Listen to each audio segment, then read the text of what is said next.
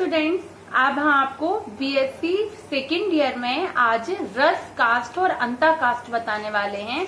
इसके पहले मैंने आपको वृक्ष कालानुक्रम बताया था, जिसे हम डेंड्रोक्रोनोलॉजी कहते थे, और उसके पहले हमने वृद्धि वलय के बारे में, ग्रोथ रिंग बताई थी आपको, एनुअल और ऑटम वुड्स के बारे में भी आपको बताया था वीडियोज में। तो अब हम सैपवुड और हार्टवुड बता रहे हैं। ये आपको शॉर्ट क्वेश्चन के रूप में पूछा जाता है, जिसे हम हिंदी में रस कास्ट या अंतः कास्ट कहते हैं। तो जो रस कास्ट होती क्या है, तो आप जानते हैं ये कास्ट कब बनती है। मैंने आपको पहले भी बताया कि सेकेंडरी ग्रोथ, द्वितीयक वृद्धि के समय के फलस्वरूप बना द्वितीयक जाइलम, जब वो सेकेंडरी जाइलम का निर्माण होता है, जब वह बहुत क्रियाशील होता है, जिसकी ट्रैकिएट्स, जो ट्रैकिडियल सेल्स होती हैं, द्वारा पानी विभिन्न भागों में जाता है। किसके माध्यम से? जाइलम जब सेकेंडरी ग्रोथ होती है, उसकी ट्रैकिड्स वाली सेल होती हैं, उनसे पानी, जल विभिन्न भागों तक जाता है तथा जाइलम की मृदुतकीय कोशिकाओं में बहुत अधिक मात्रा में कार्बनिक भोज्य पदार्थ एकत्रित रहते हैं। अधिक मात्रा में कार्बनिक भोज्य पदार्थ एकत्रित रहते हैं। द्वितीयक जाइलम के अवयव विशिष्ट प्रकार के कार्य करते हैं। प्रारंभ में जब कोशिकाएं परिपक्व होती हैं, तब अपना कार्य तेजी के साथ करती हैं और धीरे धीरे वह अपना कार्य करना बंद कर देती हैं, क्योंकि वो एज इफेक्ट होता है और वो शिथिल होने लगती है। जब तक जाइलम की कोशिकाएं जीवित रहती हैं तथा संवहन करती रहती हैं, यह रस कास्ट कहलाती है। क्या कहलाती? सैपवुड कहलाती हैं। ठीक है, जब तक वह जीवित हैं। लेकिन जो साइंटिस्ट है हैरिस ने बोला 1954 में कि उनके अनुसार जब जाइलम की कोशिकाएं कार्य करना बंद कर देती हैं, तो उसे अंतः कास्ट हार्टवुड कहते हैं। सिंपल सी बात है, जब अपन ने बताया था कि स्प्रिंग सीजन में, जब स्प्रिंग या ऑटम सीजन में जब विभाजन होता है, तो उस प्रकार की अलग टाइप की अपन को जाइलम ट्रैकिड सेल्स दिखाई देती हैं, और जब बंद हो जाती हैं, विभाजन नहीं होता है, जब उनको एनवायरनमेंट नहीं मिलता है इस ऑटम में, तो उस प्रकार से सेल्स बनना बंद हो जाती थी। तो वो उनका शेप और कलर से हम वृद्धि वाला और ग्रोथ को पता कर लेते थे। ऐसे ही जब विभाजन, वेसल्स में विभाजन बंद हो जाता है, ठीक है, तब वह क्या कहलाती है? हार्टवुड कहलाती हैं। ठीक है, द्वितीय वृद्धि पुराने तनों में दोनों प्रकार के कास्ट स्पष्ट रूप से दिखाई देते हैं, और रस कास्ट बाहरी क्षेत्र का निर्माण करती है, जिसे एल्बर्नम कहते हैं। आपको एल्बर्नम से भी क्वेश्चन आ सकता है, समझ रहे हैं? एल्बर्नम से भी क्वेश्चन आ सकता है। ये क्या होता है? इसका रंग हल्का होता है, लाइट कलर की होती है, क्योंकि रसकास्ट बोला ना, रसकास्ट वेसल जब वृद्धि हो रही है, तब वह कैसी है? लाइट कलर की होती हैं, तथा कोशिकाएं कैसी हैं? उस समय जीवित होती हैं, वो विभाजन करती हैं, जिनका संबंध वाहिकाओं, वेसल्स तथा रेशों से होता है। यह नवनिर्मित जाइलम अवयवों की बनी होती हैं, जो जल एवं खनिज का संवहन करती हैं तथा भोजन संचित करती हैं। क्या करती हैं?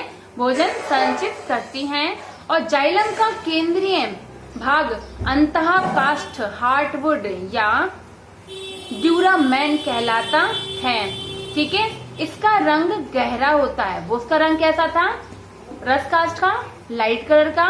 इसका रंग, अगर अंतर भी आपसे रसकास्ट और अंतः कास्ट में पूछा जाएगा, तो आप ये सारे पॉइंट देख सकते हैं कि उसमें वेसल्स वृद्धि रुकती है, इसमें वृद्धि होती है, इसमें कलर ऐसा डार्क होता है, इसमें लाइट कलर होता है। ऐसे आप उसको, इनके अंतर को डिफाइन करके लिख सकते हैं, क्योंकि आपको अंतर के में भी पूछा जाता है, रसकास्ट एवं अंतरकास्ट में अंतर बताइए। ठीक है, तो यह पौधे को यांत्रिक शक्ति प्रदान करती हैं। ठीक है, और इनका रंग कैसा होता है? गहरा। किसका? यहाँ पर अंतःकास्ट की बात हो रही है। ठीक है, दारू, जाइलम को कहते हैं हम दारू। ठीक है, के केंद्रीय भाग में वाहिनिकाएं धीरे धीरे रेजिन्स, टैनिन्स से भर जाती हैं।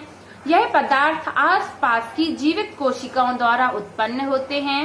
रेजिन और टैनिन कैसे? आसपास की सेल्स से उत्पन्न होते हैं। और इसकी यह पदार्थ क्या होता है, इसके अतिरिक्त अनेक जीवित काष्ठीय वृक्षों के दारू अवयव जाइलम एलिमेंट्स अवरुद्ध हो जाते हैं, क्योंकि अब वो क्या करती हैं, उन सबको रोकने का काम कर देती हैं और अवरुद्ध हो जाती हैं, ब्लॉक्ड हो जाती हैं। समीपस्थ मृदुतकीय कोशिकाओं में ब्लैडर जैसी अंतःवृद्धि हो जाती है, ठीक है, जिसके फलस्वरूप उन संवहन अवयवों की सततता का अवरोध हो जाता है और इस प्रकार की ब्लैडर जैसी अंतःवृद्धियां टाइलोसिस कहलाती हैं। अब मान लीजिए टाइलोसिस पूछ लिया, टाइलोसिस क्या है, तो ब्लैडर के समान जो आसपास की सेल्स थी वो एक प्रकार का ब्लैडर के रूप में कार्य करती है और उनकी अंतःवृद्धि रुक जाती है और ये अंतःवृद्धियां टाइलोसिस कहलाती हैं। अवरोधन के फलस्वरूप संवहनी अवयव अक्रियाशील हो जाते हैं तथा आसपास की घेरने वाली मृदुतक कोशिकाएं मृत हो जाती हैं। अब जो आसपास की जो घेरी हुई सेल्स थी कैसी होंगी, अब डेथ हो जाएगी, उनकी मृत हो जाती हैं, जिससे कोशिका भित्तियां गहरे रंग की हो जाती हैं, जिससे इनकी जो कोशिका भित्ति कैसी होगी, अब डार्क कलर की हो जाएगी क्योंकि मृत हो चुकी हैं, जिसके कारण अक्रियाशील काष्ठ का केंद्रीय भाग गहरे रंग का दिखाई देने लगता है। अक्रियाशील भाग कैसे, डार्क कलर गहरे रंग का दिखाई देने लगता है। जड़ों से जल घुलित खनिजों का संवहन किस प्रकार से करता है, घुलित खनिजों का संवहन द्वितीयक दारू की बाहरी तरुण वलियों द्वारा संपन्न होता है। जो बाहर की ओर तरुण थी मतलब जाइलम रिंग थी, ठीक है, और इनके बाहरी कास्ट से रिंग द्वारा संपन्न हो जाता है और रस कास्ट जिसे हम कहते थे, क्योंकि बाहर साइड रस कास्ट थी, ठीक है, सैपवुड का निर्माण करती है।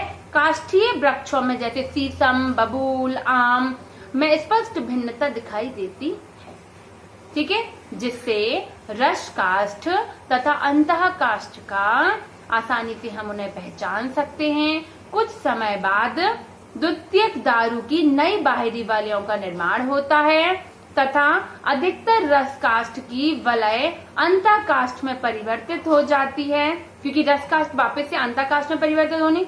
सहतूत में रस काष्ठ बहुत कम विकसित होती है और जो किंतु अंतः काष्ठ सुविकसित होती है। कैमरिक्स फॉर एग्जाम्पल एसर फैक्ट्रीसीनम में रस काष्ठ सुविकसित होती है तथा किंतु अंतः काष्ठ नैरो सक्रिय होती है। तो इसी प्रकार से ये मैंने रस काष्ठ और अंतः काष्ठ आपको बताई। इसमें आप अंतर भी डिफाइन कर सकते हैं, डिफरेंस बिटवीन सैपवुड एंड इस यहाँ पर रस काष्ठ और अंतः काष्ठ को हम क्या कहते हैं, हार्टवुड। तो सैपवुड एंड हार्टवुड, तो आप क्लियर है आप लोगों को, ठीक है स्टूडेंट। तो आज के लिए इतना ही, रस काष्ठ और अंतः काष्ठ, इसमें आपके कई टाइलोसिस वर्ड्स जो आपको यूज हो रहे हैं ये सारे वर्ड क्लियर कर लीजिए आप लोग। Okay, thank you.